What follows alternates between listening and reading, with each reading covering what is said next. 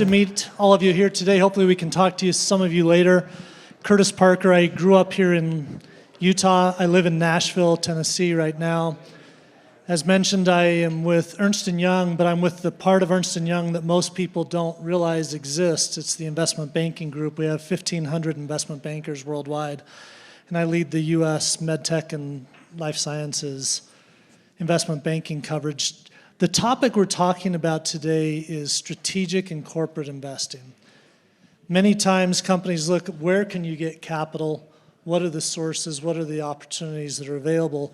You think of traditional venture capital, but there are a lot of strategic investors, and have a couple of slides here that we can start with, and then we'll go through some introductions of the team here on the panel.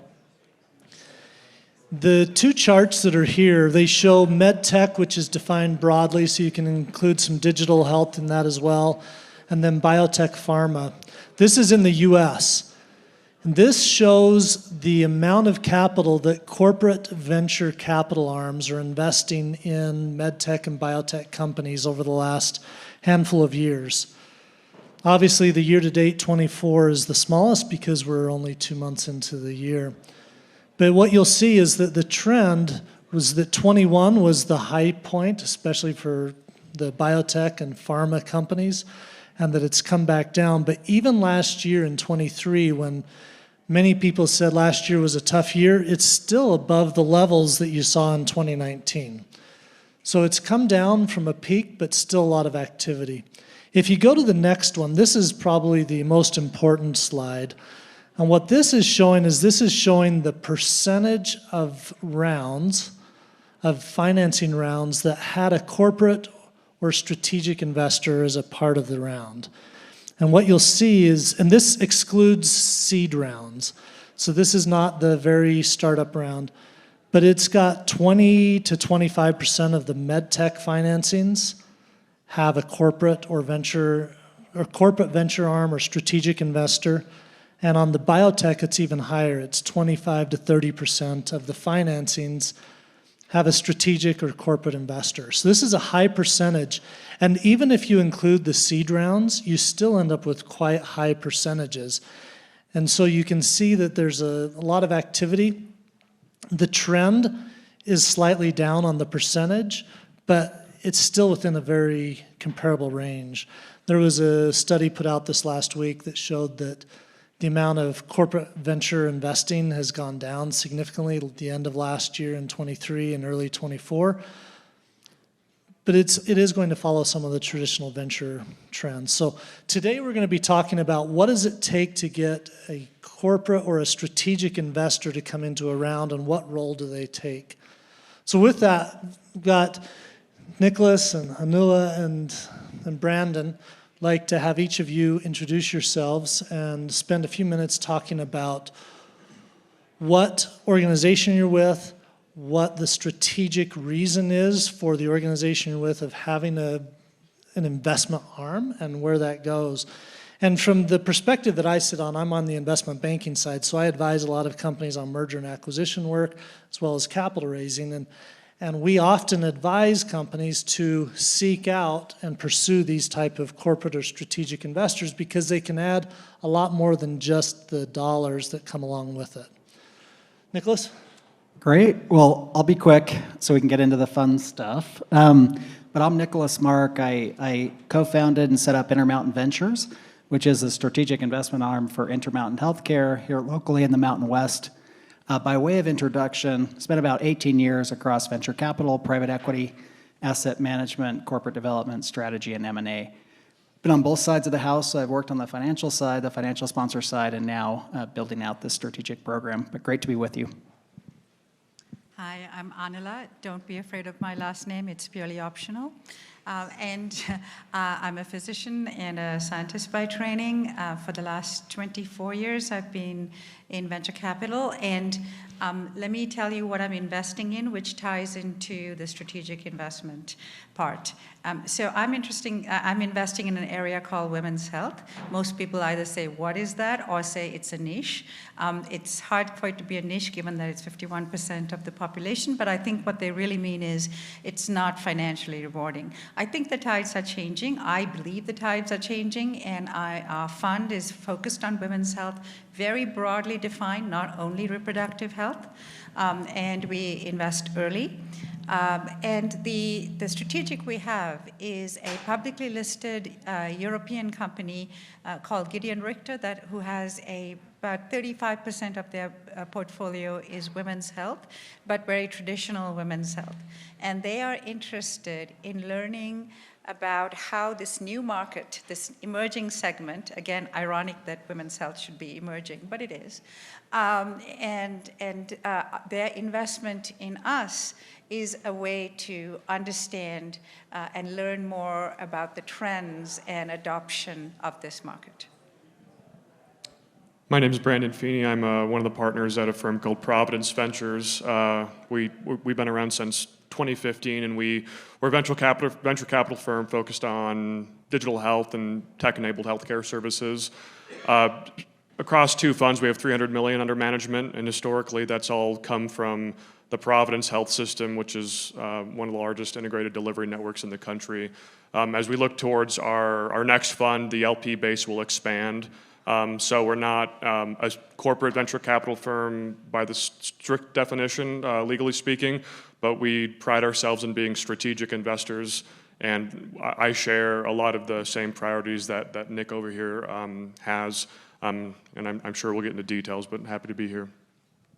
Thanks to each of you. So when we speak to companies that are raising money, and it could be at a late stage, it could be early stage, one of the things that will often come up is they'll say, hey, venture capital may not be interested in us, so maybe we'll go to a strategic because they'll understand the value we have, or a corporate. Or they may say, if we can just get Intermountain to invest in us, then all their doctors will start using the product or the service. And so there are some certain idealistic thoughts that are out there, and we want to spend some time discussing what the purpose of these investment arms are, what is the right type of investment, and what the objectives are. So if I could just start, as you look at an investment, how often is the investment driven by the strategy of the organization to find products or services that they could then bring in-house? And how often or how important is the financial return of the investment, and which one plays more weight for each of your organizations? Well, I'll go first in that I'm the outlier here. So for Kidron Capital, we are a financial investor, first and foremost. And so what we have is a LP, limited partner investment from a strategic in our fund. And so their strategic direction doesn't really drive what we do. They don't have any information rights or any ability to reach into our companies, get any information other than what's public. So we are a financial investor. The quid pro quo to them is that we give them reports about how this market is evolving. And we are also looking at this market both in Europe and in the US. So they want, they look at us more like an extension of their market development and market access and market intel. So we don't have any, other than financial returns, we don't have any other relationship with them that's directing our investment decisions. It's a simple question. A lot of nuances in the answer. With us, on paper, there's no mandate to invest in things that Providence or other large LPs prioritize. There's no requirement that these organizations need to be using or have adopted solutions we invest in, or even will adopt in the near future. So we're compensated and measured on financial returns, so that's our primary objective. However, in practice, when you look at an organization like Providence, and Intermountain is similar, Providence is in 7 states, from Alaska all the way to Texas, down the West Coast. It owns 5 health systems. It has a health plan. The delivery network spans from traditional fee-for-service all the way to global capitation. So you have this very diversified network that's not 100%, but maybe largely representative of the American market in healthcare, at least when you think about the provider and payer, which are two of our key end market stakeholders. So long preamble to saying, in practice, we listen to what they say. We engage with them deeply. And if something's not a priority for them, we take that into account as a key diligence point as we leverage that intelligence from a key customer or dozens of customers in some cases to inform where we invest. And we also take in data points from other large organizations across the country. So even though we don't let it dictate where we invest, it plays a key role, and it's really a key differentiator to our intelligence as investors. Great. Maybe just to wrap up, I've learned in my career that good investing is just good investing. And I don't think it matters whether it's strategic or it's on the financial side. And particularly in venture capital, like we know the failure rates are high. The objective here is it's risk capital. You're trying to back good ideas and knowing that many of those will fail. But you're trying to expose the organization and broadly society to new ways of doing things. And so we view that very much at our core. We've gotten a little sophisticated on how we think about these things. So what we've agreed to at the board level is about 60% of anything that we do will have a direct strategic impact on the organization or a pretty clear path for us to get there. But 40% of our capital can be just deployed against big ideas and just really help the organization see around corners it might not otherwise see around and expose the organization to transformational changes or next-gen business models or ideas that are happening across the industry. Thank you. One of the things that is also very true that we've seen is that if you can bring a strategic or corporate investor in, that it brings credibility, especially in some tough markets where if a group, Providence or someone else has said, hey, we've looked at this and we like it, it may help get other investors comfortable to come in. And strategic and corporate investors are often aware of that dynamic and balance, particularly if you get a potential acquirer that is an investor. And there's a balance that is there. And so one other question for you to give some input on. If you are an investor in a round, how do you see that interaction with other investors works that are more traditional venture investors? Do they expect you to bring a different angle? Are they hesitant to share information? And what if there is a potential acquirer that is one of the strategic or corporate investors in one of the rounds? Is that something you have to be careful of? Is that a good thing, or what kind of cautions do you need to bring into that? I'm very happy to start. This comes up on every financing, and we once again have tried to simplify this process a lot. So I've been on the other side. I came from the private and public fund space and spent years on that side of the business. When I got here, I spent a lot of time spending with my old Rolodex and a lot of various funds like NEA and Andreessen and KOSLA, Bessemer, et cetera, and really tried to understand what are strategics good at? What are they not? Where are they stepping on toes? Where are they accretive to these overall financings? And I learned an incredible amount through that process. So I digested all of those learnings.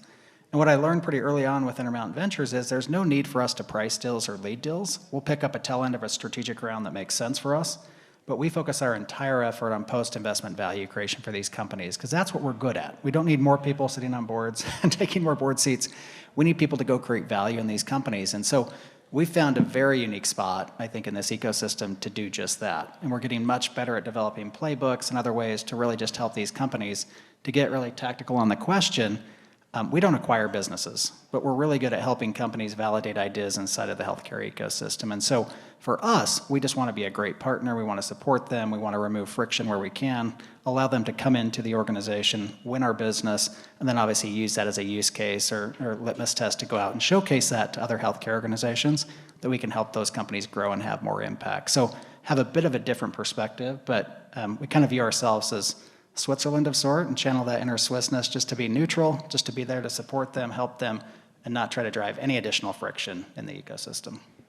So having a strategic has two effects for us. One, on the for raising our fund, the limited partners, are greatly energized by the fact that we have a strategic investor in our fund, because it validates, again, I keep on emphasizing women's health is, people, it's not like cancer or rare disease where everybody's jumping on it. So that validates, has helped us fundraise.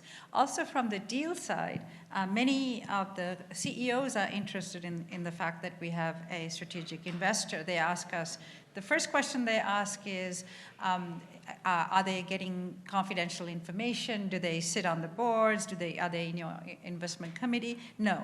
The answer is, we are functioning like a regular financial investor without any proprietary information crossing to the strategic. On the other hand, if we think the company is potentially interesting to the strategic, whom we know well, we certainly get the company's permission, and no one has said no yet, to telling them about the company and why we think it's an interesting company for them to think about.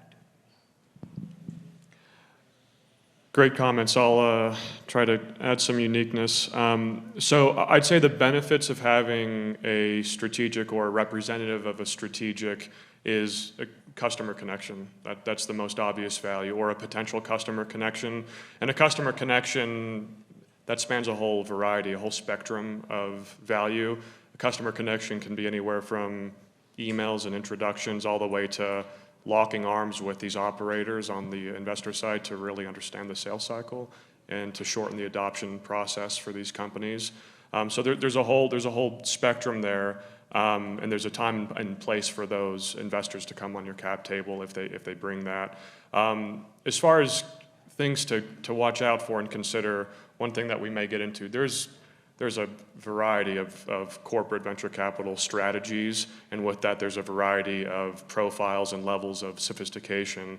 And you got to realize, and this comment was made on the last panel, you have to be careful who you take on as an investor, because maybe it's not as long as a marriage, but it's a long-term relationship. And especially if they're a board member, if they end up being an unproductive activist investor, that's counterproductive to the company and everyone else. And so you have to understand the function, purpose, and competencies of the strategic investor as you take them on, and make sure that your needs that are not just unique to your company but unique to your stage map well to the strategic you're taking on. So for us, we'll never be. We believe we're great at making that mapping connection to customers, but if the round is overpriced or the company's overcapitalized, we're out. We're very sensitive to the financial profile of the business and the opportunity. So it just depends who you're looking for.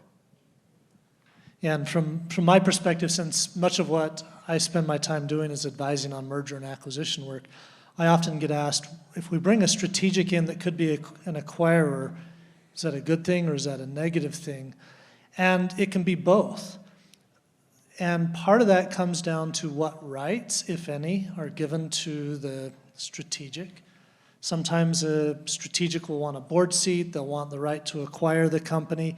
And if that happens, if the terms can be good, yes, that might be a theoretically good thing. But there's also a potential that other strategics get spooked, because if they pay a higher price than someone that's on the board, did they not ask the right diligence question? Or is there something that's an issue there? And so there are benefits. And occasionally what you'll see to overcome that is groups that will bring in two strategics. So it doesn't appear that there's one party that has the inside track to acquire the business. But it can be a very valuable thing. And the other thing to be aware of is, if any big company, public company, or anyone wants to invest, they often won't put in the majority of the round. It's going to be usually small, and sometimes, or oftentimes, it's below 20% of the round. And some of that's because of the accounting treatment that is around consolidation, but you'll often find that the big strategic acquirers will put in less than 20% of the round on an investment. So turning to a slightly different focus, if a company has interest in bringing a strategic or a health system in to be an investor, and some of you have started to touch on this, how important is it that one of the facilities or a doctor or someone already has a relationship or is using the product or can speak to the diligence rather than being a completely new relationship? This is an interesting question. It's funny. It's always been interesting to me when you get into a financing. It feels like there's a mutually beneficial relationship. You're engaged with these early stage entrepreneurs. Often they want a customer contract and they try to fast forward to that right away. The reality is they often don't even have product market fit, depending on how early the business is. And so sometimes you have to get them to slow down a bit to ultimately speed up. And we see this frequently where, as a strategic, we can be incredibly helpful in exposing them to folks that can help them understand how to sell into an ecosystem like healthcare. And so taking that approach, we've seen some big success stories where people are humble enough, they come in to learn, they kind of change their strategy, they tweak their go-to-markets, and we ultimately get to something very compelling, but it's usually not a big contract right out of the gate. So they wish there were a contract, but it's often not part of the investment. So part of my job is to establish relationships with as many strategics as possible that are relevant to my portfolio. I intentionally do that. And for the health systems, I guess it's more on the payer-provider side, but I'm also looking at diagnostics, drugs, medical devices. And so a company in our portfolio currently, we facilitated the interaction with the strategic, and we're nagging the strategic to move the process along. But we take a pretty active role in working with strategics. And in the few times that I've done digital health deals, it has been my frustration has been the endless pilots that several of the health plans so any kind of transparency and guidance on how I now say no to no pilots because they can stretch out interminably. But it would be interesting to hear with digital health how much trying before you do as part of your investment internally. Yeah, I'll say if you want to win great deals, you have to move fast and be flexible. And so we don't tie our investment decision to a contract or to really strong interest by a strategic, including Providence. But to my point earlier, we certainly make those introductions and we gauge interest and we really try to map those solutions to the right stakeholders for a variety of reasons. First, like our LP really values that. Second, the companies value that. And then for us, it doesn't just make us look good and show that we're value added, but it also helps diligence the asset much more effectively because we know these people, we know how they evaluate things. They're the ultimate user or potential customer of these solutions.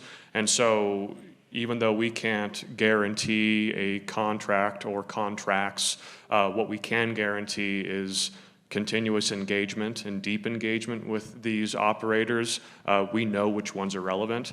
And we guarantee a network and network access. And that network access, or the benefits thereof, they span the entire relationship, not just the handful of months or years prior to an investment decision.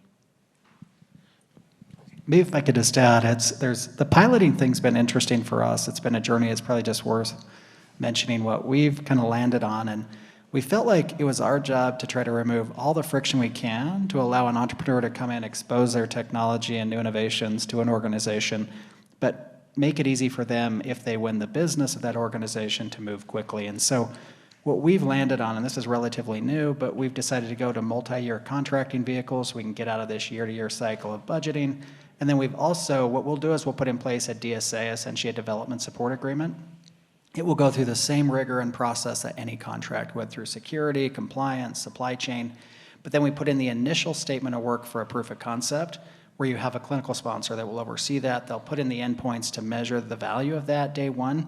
And then if they win the business of those clinical and operational sponsors, they can just add a second statement of work and continue to grow that across the enterprise. So it really removes all the friction we see often in this space around how you engage and contract through a pilot all the way to an enterprise relationship. So probably just worth mentioning, there are some other models out there, and I think groups are getting more sophisticated on these types of things, but ultimately, at the end of the day, they've got to win the business of the organization. I think that's the point Branden's getting to, and it's you want to do everything you can to make that happen, as challenging as that can be. Now, we all know that early stage entrepreneurship is crazy and it's chaos, and so there is an element where you just have to embrace the chaos in a very real way.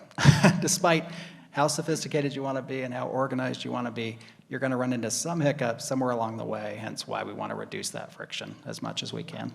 So to your point on the different models, so there is one large hospital system that will only invest in companies that have done a pilot and have traction within the system from the pilot. Then they will invest. So, we come in many different flavors. And as you look at these charts again, it's a high percentage of investment rounds have some type of corporate or strategic. This could be a university, it could be an acquirer, it could be a health system, and they do approach it differently. One of the things that is something I hear often, well, a strategic or a corporate investor should understand our business and the value much quicker than a traditional venture fund because they will see the need or the market size or how often this should be used. But then we also hear that, and we experience that a lot of strategics tend to move slower in the investment round. So at what stage should companies looking to raise capital or to potentially bring a corporate venture arm into the round, should they approach the corporate venture groups ahead of going to the venture at the same time? How long does it take? Is it similar or different than a traditional venture fund? From our perspective, our guidance often, if you want strategics involved, we move pretty quickly as an organization. We meet every 2 weeks for investment committee. We can make a decision within a 2-week period. So we try to move at market speed. I would say I think that's fair that it does take strategics, longer to get through that process. So often what we recommend, if you want strategics involved, go ahead and do a financing, do a 2-part close out the financial sponsors initially, and then leave it open for 60 to 90 days to ensure you can close with your strategics. But that's probably the most honest answer of how you syndicate with strategics and financial sponsors in a financing.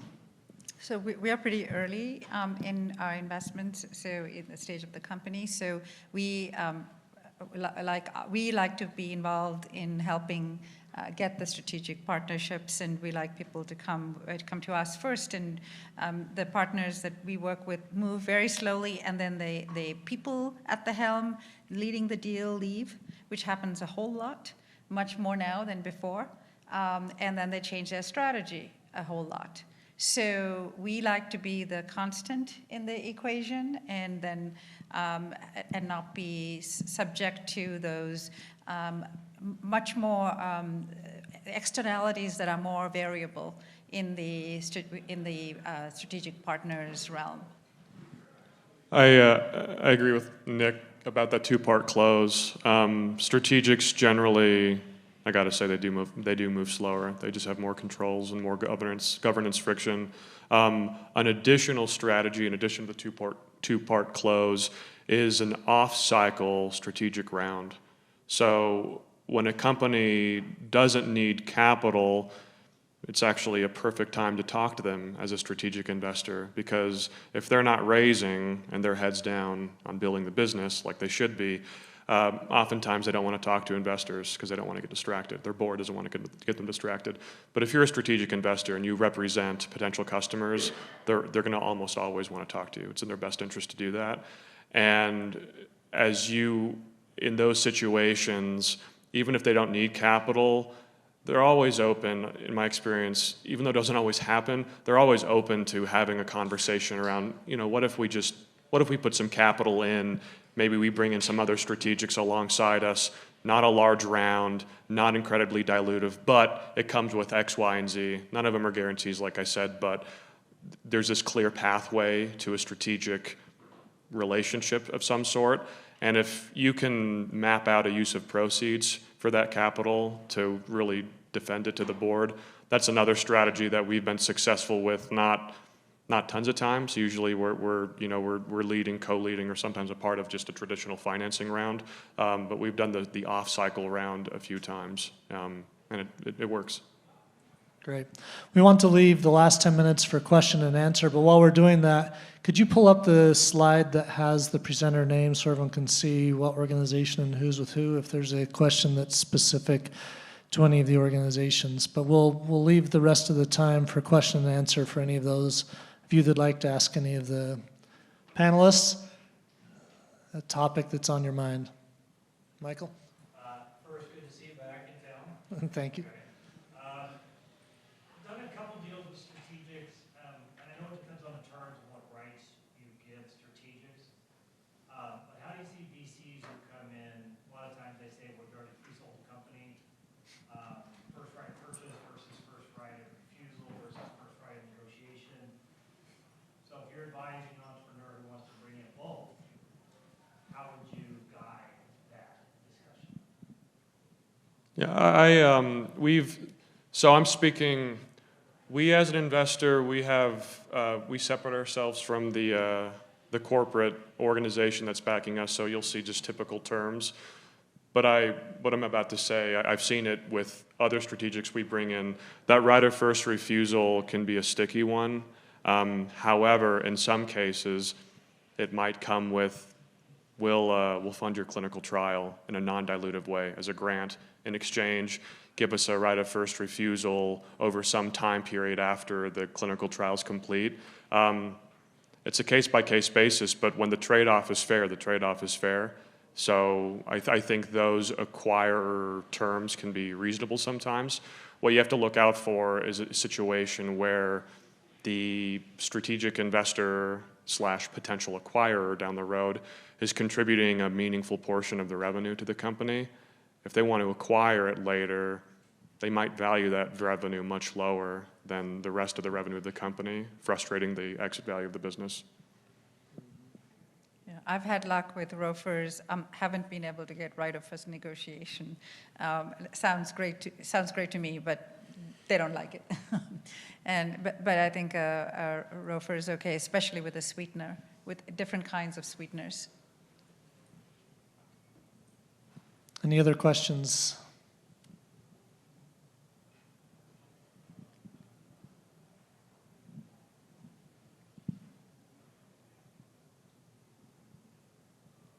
It's got to be something. Any other topics or guidance of advice to people as they consider bringing strategic investment in? I mean, if I were to part with some advice, and I recognize this is coming from our sectors of focus, which is more software and tech-enabled services versus med tech and other life sciences sectors. One of the biggest things we come across is companies or technologies looking for a problem versus the other way around. As a strategic investor, we are really letting the market's pain points and challenges dictate where we invest, as opposed to looking at, like generative AI as a promising new technology modality. Doesn't matter what the technology is, per se. What really matters is, are you effectively solving a pain point across the market in a scalable and differentiated way?